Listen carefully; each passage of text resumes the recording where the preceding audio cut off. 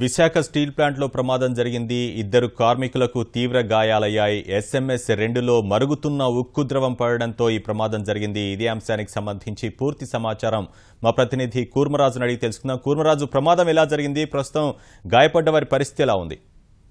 వినోద్, ఈ steel plant లో ఒక అరగంట క్రితం ఈ SMS 2 అంటే ఫర్నేస్ 2లో ఈ ప్రమాదం జరిగింది. మరుగుతున్న ఉక్కు ద్రవం అంటే దాదాపు 2500 నుంచి 3000 డిగ్రీల సెంటీగ్రేడ్ ఉంటుంది ఈ ఉక్కు ద్రవం.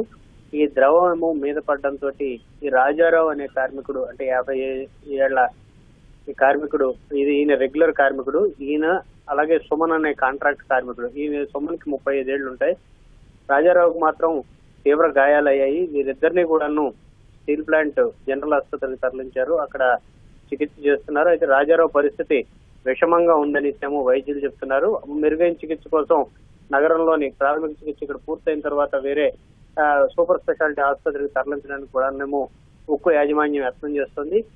ఇటువంటి ప్రమాదాలు సాధారణంగా విశాఖ ఉక్కు కర్మాగారంలో జరగడం పరిపాటిగా మారింది. ఎందుకంటే ఆ ఫర్నెస్ దగ్గర ఏమాత్రం అజాగ్రత్తగా ఉన్నా, తగిన భద్రతా చర్యలు తీసుకోకపోయినా, అప్రమత్తంగా లేకపోయినా వీటన్నిటికీ కూడాను కార్మికులే మూల్యం చెల్లించాల్సి వస్తోందని కార్మిక సంఘాలు ఆరోపిస్తున్నాయి.